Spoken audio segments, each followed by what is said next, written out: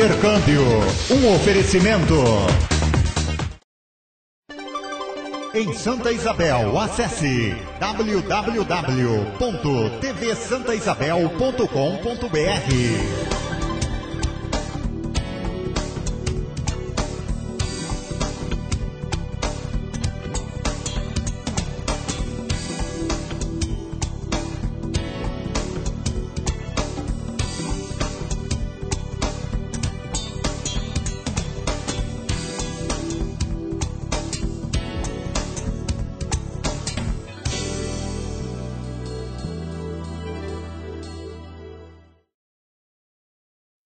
Oi, pessoal. Aqui em casa a internet é UOL Banda Larga. Eu vejo os gols da rodada na TV UOL. E o e-mail do UOL? Aqui cada um tem o seu. E a gente acessa tudo com muita segurança. Porque se é do UOL, a gente confia. Bom mesmo é pra jogar online. E para as pesquisas da escola também. No UOL o atendimento é perfeito. Eles sempre me deram toda a atenção, resolvendo tudo rapidinho. Pra gente, banda larga sem UOL não é banda larga. Ligue agora 0800 703 1000 e assine já.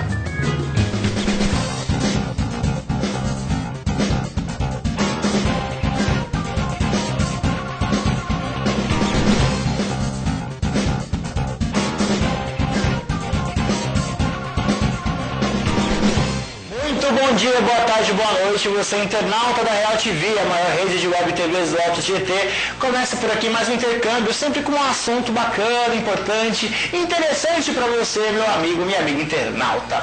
E, bom, gente, antes de começar o nosso bate-papo, quero lembrar você que a nossa página está totalmente aí atualizada. Você confere as notícias da região, por todos os municípios do Alto Tietê, também por determinados tópicos importantes. Você acessa tudo isso onde? No www.realtv.com.br/notícias. É o nosso portal de notícias atualizado aí diariamente. Sempre que tem uma novidade, você pode procurar por lá, que você vai encontrar informações sobre a nossa região, tá bom? Quentinhas para você, digamos assim.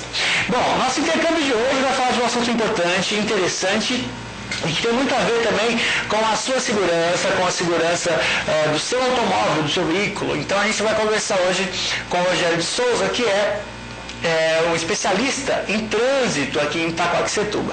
Mas antes disso, ele tem toda uma história aí, porque o cara também é professor de matemática. Vamos entender como é que surgiu aí essa opção pela profissão e conhecer um pouquinho mais do trabalho que o Rogério faz aqui na cidade.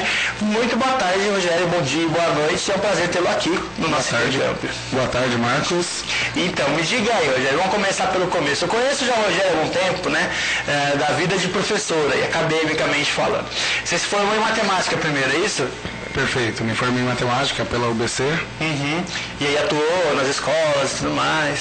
Eu venho lecionando desde 1999, né? Sou efetivo no estado há 4 anos já. Estou na Escola Zilda Braconi, aqui em Itaquaquecetuba mesmo. Né? E estamos tocando para frente com muita dureza a educação. A educação não é fácil, a gente sabe que não é fácil, eu sinto isso na pele também com muitos colegas nossos de trabalho. Mas então, aí como é que surgiu essa questão do trânsito na sua vida? Você, de professor de matemática para especialista de trânsito, você gostava de dirigir já há muito tempo? Como que é isso? Brincava de carrinho? É uma situação meio delicada. Bom, eu resolvi explorar uma área diferenciada, né? E fiz alguns cursos pelo Detran, para instrutor de autoescola, diretor, examinador, né? E recebi convite para trabalhar um determinado tempo na Junta Administrativa de Recursos de Infrações aqui do nosso município de Itaquá, né? E, bom, com isso, eu precisava estar me atualizando constantemente da legislação e pintou a inscrição para o primeiro curso de especialização em transporte aqui no estado de São Paulo. Aí eu chamei mais 2 colegas aqui da região também e fomos fazer a especialização juntos, né, na Escola Superior de Direito Constitucional na Santa Cecília aqui, pela Universidade Estadual do Paraná. Certo, aí então você acabou acumulando 2 formações aí. Exatamente. A de professor de matemática e a de especialista, é esse tipo, especialista em trânsito? Especialista em trânsito e transportes. E aí, qual que é a área de atuação dessa sua especialização? Você cuida especificamente do quê?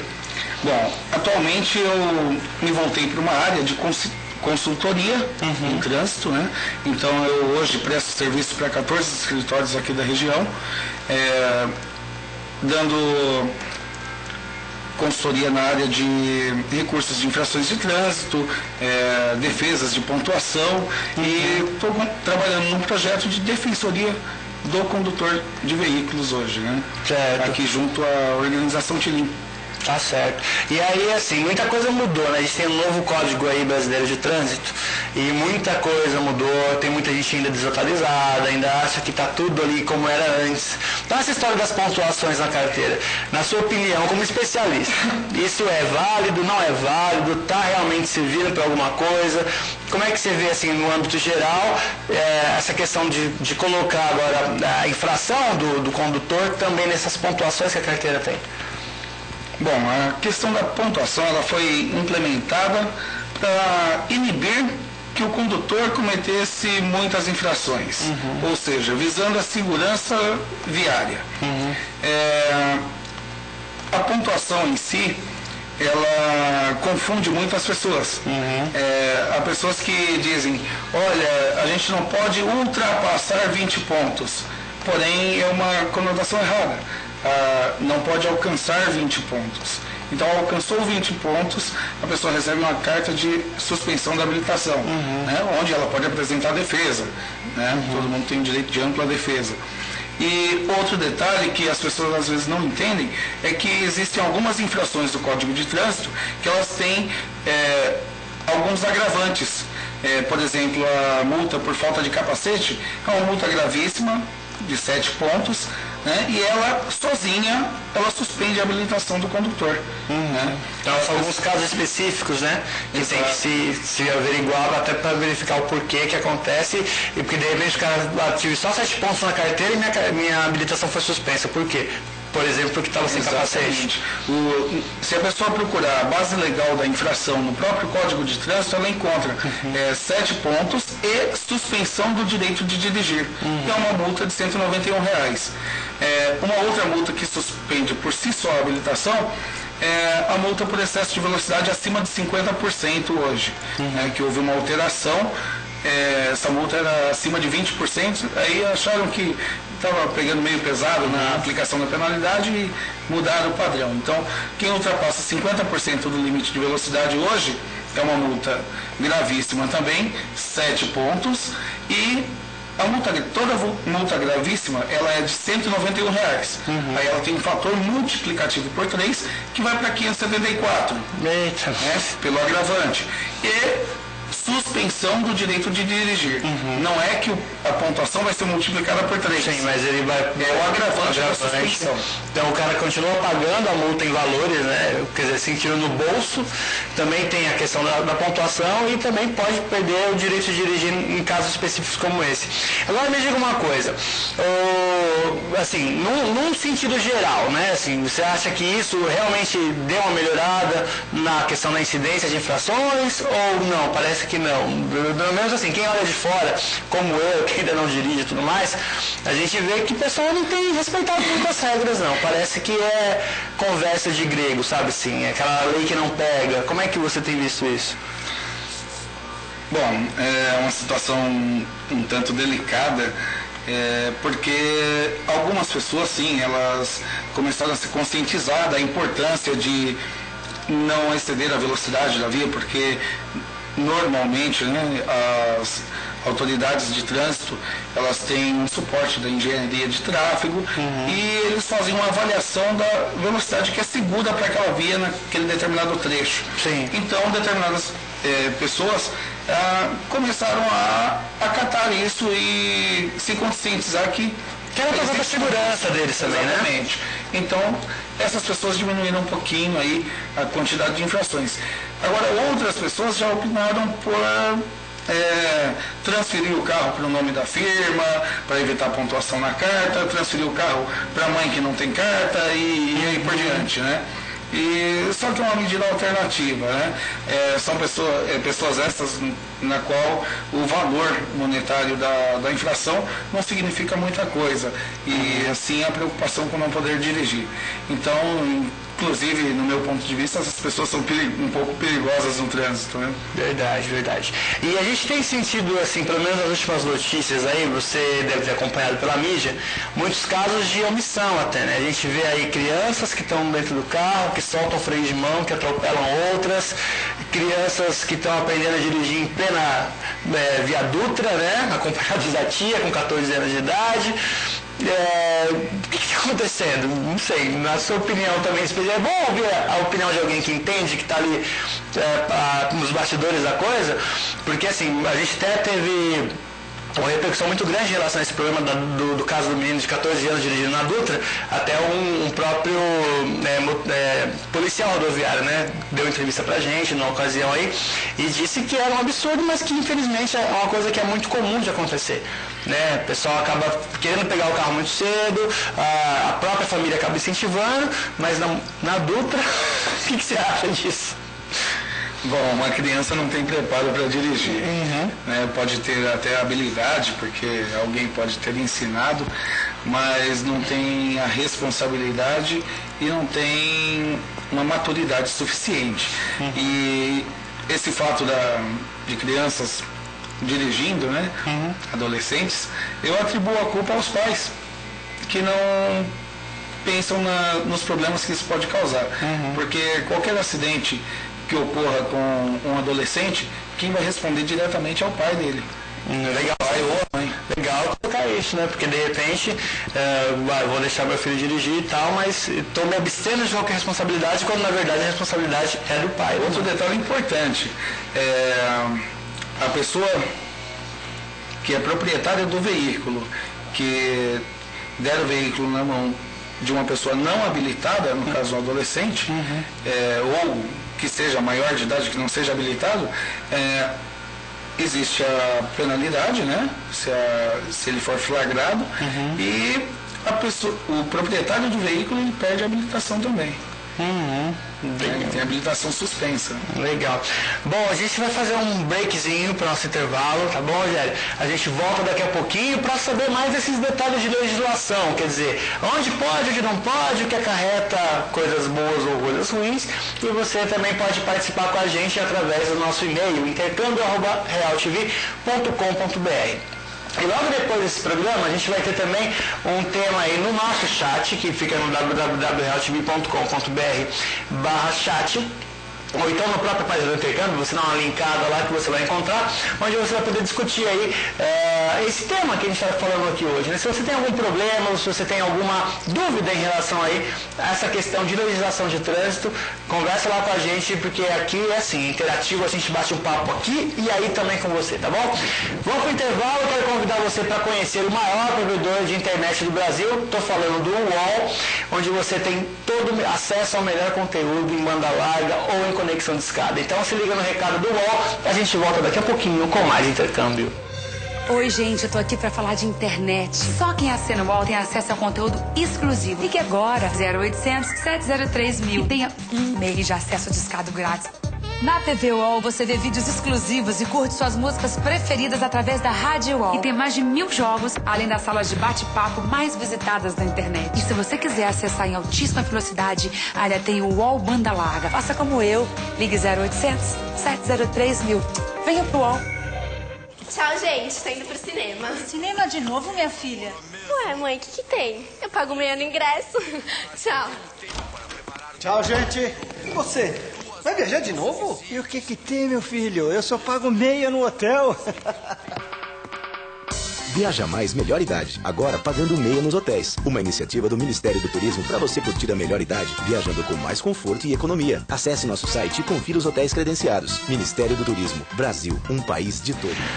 De volta com o nosso intercâmbio aqui na Real TV, você pode participar e deve participar com a gente. Então o nosso e-mail para você entrar em contato é intercâmbio@realtv.com.br. Vamos continuar nosso papo que está super interessante. Estamos falando aqui de multas, de recursos, de pontuação, tudo que o especialista de trânsito pode nos informar. Eu estou aqui com o Rogério, que vai continuar esse papo com a gente. Rogério, me diga aí agora uma coisa que até me marcou bastante no sentido do seguinte: a legislação de trânsito atualmente ela não está muito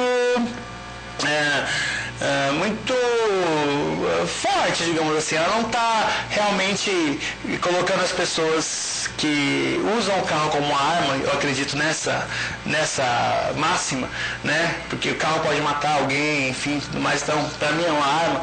Elas não estão, a lei não está sendo tão rígida. Né? Como é que está a questão da legislação de hoje? A gente tem muitos casos de pessoas embriagadas dirigindo, acidentes com vítimas fatais, e as pessoas respondem em liberdade, não tem nenhum tipo de penalidade mais severa. Por que as pessoas não são presas hoje quando matam alguém no trânsito, por exemplo? Bom, essa já é uma questão que parte um pouco para o judiciário. No caso de acidentes com vítima fatal ou com sequela, dano, sequelas, existe a devida punição, né, perante a lei do judiciário, né, e existe também algumas questões que estão citadas no Código de Trânsito. Na questão de embriaguez, existe a punição, sim. Quem for pego dirigindo alcoolizado, ele pode ter a habilitação dele cassada também. Isso, né? Pelo Código de Trânsito. Pelo Código de Trânsito ele pode ter a habilitação cassada. Essa é a penalidade maior que nós temos, é a multa, né? E a habilitação cassada. Agora, na questão de crimes de trânsito, né, aí já foge um pouco para o judiciário mesmo. Mas você concorda que a lei que rege, né, o que o judiciário segue, porque o judiciário acaba seguindo uma legislação feita pelos nossos legisladores, né? Enfim, como é que você acha que isso está muito enfraquecido mesmo ou não? Assim, de repente, só a pontuação, só o fato de a pessoa ficar sem a carteira, por exemplo, já é o suficiente? Porque a gente vê casos de pessoas que matam no trânsito e que estão na rua, estão respondendo liberdade. Cada situação, né, cada acidente, no caso, tem que ser analisado em particular. Né? Então tem que haver uma apuração de que se realmente houve a intenção de matar ou não. Né? Então tem toda uma situação que tem que ser analisada caso a caso para ser aplicada a pena que for coerente àquela situação específica. Tanto é que em Brasília, generalizar. Em Brasília a gente teve um caso, né, onde o acusado, no caso, foi autuado como dolo, né, não como acidente culposo, na verdade. Então, acho que foi um dos primeiros casos assim na história do Poder Judiciário, onde se incriminou realmente uma pessoa com a intenção de matar. Aconteceu em Brasília por uma questão de embriaguez e tudo mais. Você falou para mim da apuração dos fatos do acidente, né? A gente sabe que muitos dos recursos que são necessários e obrigatórios para que seja apurado como é que foi realmente que aconteceu um acidente de trânsito, se a pessoa está embriagada, são meio falhos, né? Por exemplo, bafômetro é um equipamento que em tese deveria estar disponível, né, para que, sei lá, cada carro de polícia tivesse um ali para poder averiguar qualquer tipo de irregularidade. Isso não acontece atualmente, né? Bom, hoje em dia é meio complicado essa situação porque nem todas as autoridades que fazem a abordagem dos veículos para verificação de inúmeras situações têm o equipamento de bafômetro em mãos. E outro método alternativo seria a coleta de sangue para exame, né, para ver o teor alcoólico da pessoa naquela circunstância. Porém, segundo a lei, ninguém é obrigado a fornecer prova contra si mesmo. Então, no ato da abordagem, o condutor tem até a liberdade de não de se negar a fazer o referido exame, a não ser que seja que haja uma requisição do delegado. Então o policial tem que abordá-lo, encaminhá-lo ao DP e o delegado fazer a requisição formal para que ele faça o exame. Né? Então são algumas brechas aí, né? Eu posso fazer o exame, não... São algumas brechas aí que precisam ser mudadas e tudo mais. Tranquilo. Você me falou do Isso Filme também, né? Aqui no nosso intervalinho, a gente continua o nosso bate-papo, obviamente. O Isso Filme, por exemplo, como é que é a questão do Isso Filme? O policial pode chegar e vamos arrancar esse Isso Filme, tal, como que é isso? Algum tempo atrás, o policial verificava que o veículo estava com isso um filme muito escuro tal, e falou, olha, está fora das normas, tal, tem um selo de porcentagem de visibilidade que chamado de chancela, né, em cada insufilme. Que é obrigatório constar ali na película. E aí ele mandava retirar o insufilme. Porém, hoje, uma nova resolução que trata desse assunto exige que o policial tenha um equipamento medidor de transparência do insufilme. Então ele não pode simplesmente chegar e falar para você, olha, tira o insufilme. Não, ele tem que medir a transparência, detectar realmente se o nível de transparência está acima do limite, né? E aí sim ele pode obrigar a retirada do... na verdade, ele faz a retenção do veículo até a regularização. E a regularização na ocasião é a retirada do insufilme. Tá certo. Aí você estava me falando também que você atua aqui em Itaquá, né, em relação a alguns recursos de multas e tal, recursos voltados ao trânsito, né? Itaquaquecetuba, por exemplo, que é o foco onde você atua. Mas a gente sabe que todas as regiões do Alto Tietê são meio que campeãs aí em número de radares, em número de arrecadação por multas de trânsito. E a gente também tem muita informação que nos chega que muitos desses radares estão irregulares, né? Como é que você vê, assim, no âmbito geral? Existe muita irregularidade, sim? Como que pode ser aferido se há irregularidade ou não? Há a possibilidade de entrar em recurso contra essas coisas? Como que é isso? Como é que você faz esse atendimento? Bom, vamos lá. Na questão dos radares, é uma coisa muito... como fala, existe um desvio de finalidade nos radares. Por quê? O radar tem a finalidade de inibir o excesso de velocidade para evitar acidentes. Então, tem que ser feito um estudo técnico para a instalação de cada equipamento, né, para diminuir a quantidade, o número de acidentes naquele determinado trecho da via. Então, o estudo técnico seria o quê? Vai uma equipe de engenheiros lá e fala assim, nessa via X, a velocidade segura é de, digamos, 40 km por hora. Exatamente. Então, aí se coloca um radar baseado nesse estudo técnico, né? Exatamente. A autoridade de trânsito, ela contrata um profissional para averiguar qual seria a velocidade segura para aquele determinado trecho da via. Certo. Bom, isso é competência da autoridade de trânsito de cada município, né? E aí é feito um estudo sobre o índice de acidentes para ver se há coerência em colocar o equipamento de radar ou não naquele local. Em tese teria que ser feito todo esse trabalho para a implantação dos radares. Nem sempre acontece isso, né? A outra questão é referente a irregularidades, como detectar. Bom, a autoridade de trânsito, para colocar um radar em funcionamento, ela deve seguir vários itens da legislação, né, que regulamentam a implantação, desde a colocação do equipamento, da sinalização e, entre outros, a lavratura do auto de infração, são uma série de detalhes, dos quais qualquer detalhe que esteja contrário à legislação é motivo para invalidação da multa. Então cabe esse recurso não em todos, mas vamos dizer em 50% dos casos pode-se haver algum tipo de irregularidade que não está detectada a olho nu ali, né, que tem que ser estudado minuciosamente. Fazer um estudo de toda a documentação referente a cada equipamento, no caso, né? Então, se houve uma infração num determinado equipamento, tem que se levantar todos os documentos desse equipamento, entre laudo de aferição, estudo técnico, para ver se está tudo em ordem, né? Se tem homologação do equipamento ou não, se a autoridade de trânsito deu publicidade do local que está instalado o equipamento, se a descrição do local está de acordo, entre a sinalização também, né?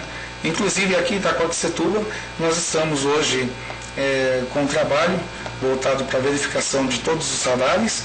Já detectamos 4 radares que estão irregulares aqui no município e estamos aguardando somente um parecer do Conselho Estadual de Trânsito para que nós possamos tomar alguma medida aí junto também à Ordem dos Advogados para que o condutor não seja penalizado indevidamente. Né? Porque existem então falhas nesses equipamentos, né? Exatamente. Alguma coisa que não está de acordo com a legislação. Então também cabe às autoridades que a gente entende até que as autoridades precisam multar, porque realmente é um fundo de arrecadação, né? Muito bom para o município em determinados momentos, mas também que deve ser feita uma coisa justa, né? Acho que quando não há nenhum tipo de irregularidade, não há o que contestar, realmente se a pessoa infringiu a lei, ela tem que ser penalizada sim, e enfim, só que não resta então pedir que as autoridades então verifiquem, né? Todos os radares, se estão nos lugares certos, se estão com algum tipo de falha. E uma coisa que talvez dê muita margem para erros é a terceirização de alguns serviços, né? Assim, por exemplo, deve ter as prefeituras talvez não estejam preparadas para elas próprias processarem a multa, né? Enfim, enviar para casa das pessoas. Eu já recebi multas, por exemplo, já vi multas aí de empresas terceirizadas de determinada prefeitura, por exemplo, né? Exato. A maioria das prefeituras ela não faz o processamento das autuações, porque geraria muito trabalho e a prefeitura não tem um suporte tecnológico para isso e nem profissionais habilitados para isso. Então ela faz a terceirização para uma empresa especializada nesse ramo. Bom, essas empresas são especializadas nessa área de processamento, de instalação de equipamentos, locação de equipamentos de radar, semaforização, enfim, tudo voltado à tecnologia do trânsito. Porém, em muitas ocasiões existe uma determinada carência de algumas empresas na questão de ter uma pessoa que dê o suporte local ali no município. O suporte legal, ou seja, na parte da legislação. A empresa muitas vezes ela faz todo o serviço, só que não tem aquela pessoa que vai consultar a legislação para adequar tudo às novas regras da instalação do equipamento, entre outras coisas. Então existem multas que, por exemplo, não tem mais valor legal, por exemplo, a pessoa é autuada, mas está lá com um artigo que não existe mais, por exemplo, foi substituído. Pode acontecer isso? Só em fases de transição de alguns casos, mas, por exemplo, as multas de radar. O ano passado houve uma alteração relacionada aos valores das multas. A multa via regulamentação para o excesso de velocidade acima em até 20% e acima de 20% do limite estabelecido na via.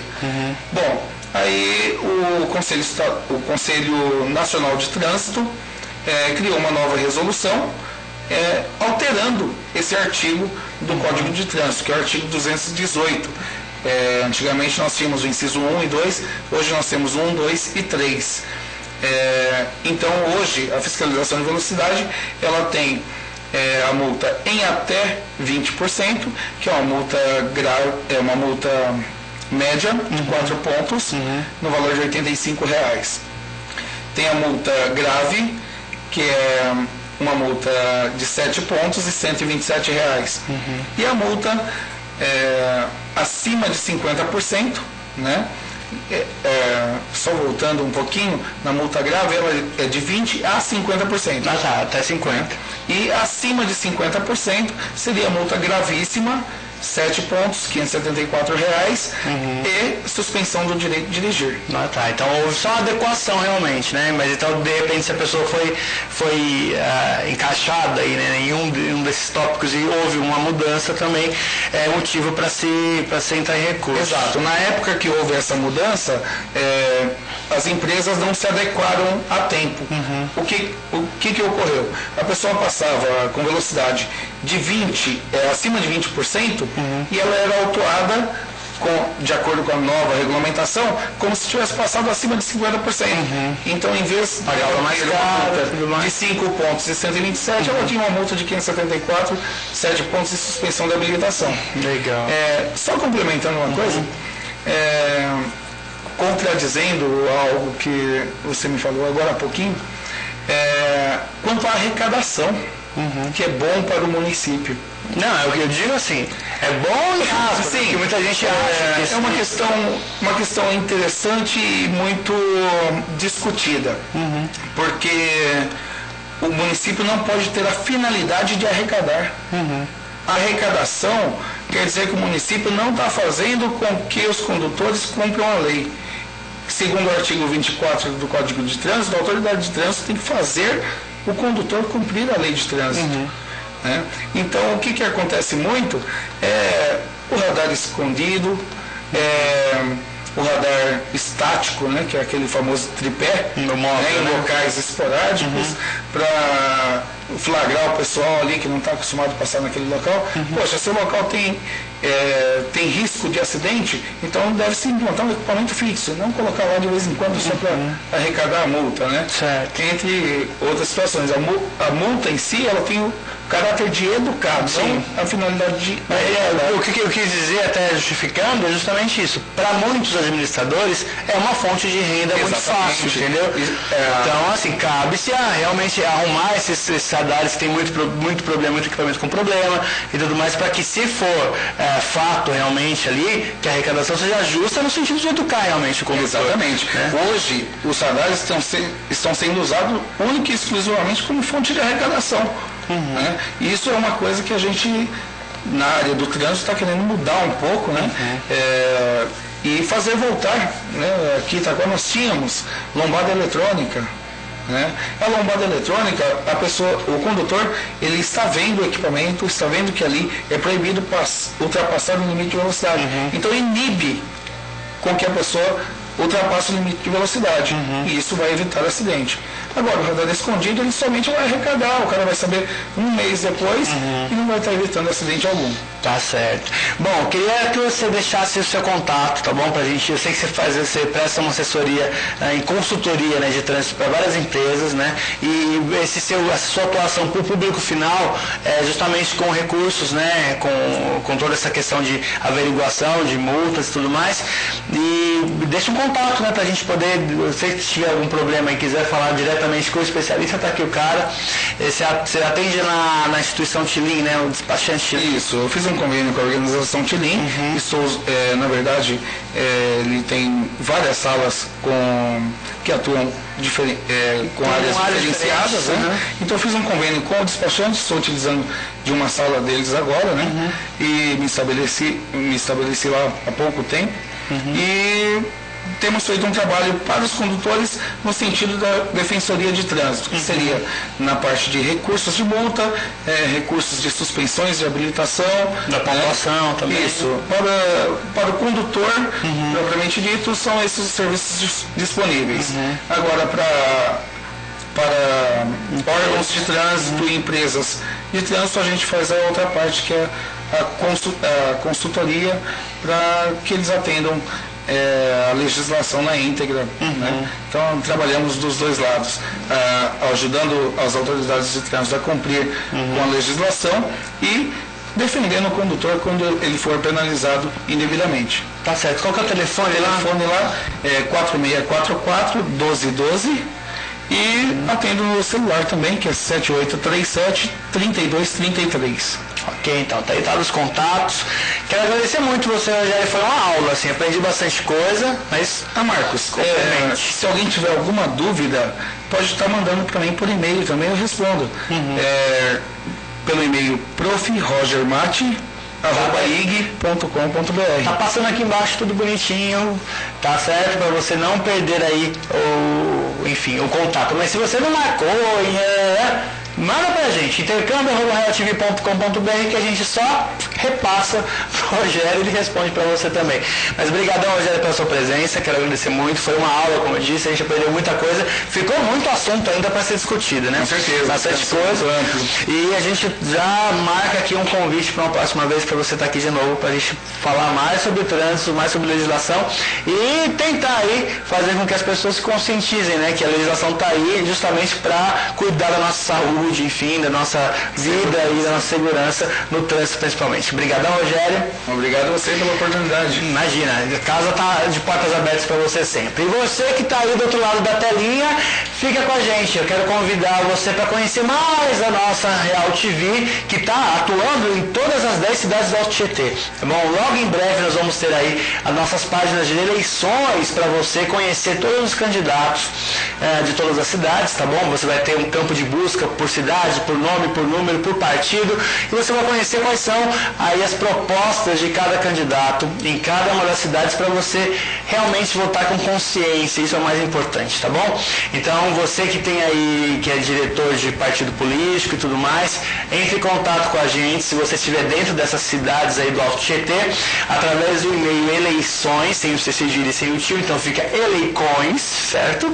@realtv.com.br, porque nós vamos estar agendando aí reuniões com os diretórios para explicar para todo mundo aí como é que vai ser o procedimento de cadastramento de todos esses candidatos. A gente quer realmente que a Real TV seja a porta aí de entrada, né? Para que todo mundo possa mostrar que veio e realmente mostrar o seu trabalho para os nossos eleitores e quem sabe a gente mudar aí alguma coisa para melhor, né? Nos quadros eleitorais da nossa região. Tá bom? Eu fico por aqui, convidando você para o nosso próximo intercâmbio, que a qualquer momento volta aí com um tema interessante para você, tá certo? Valeu, até a próxima!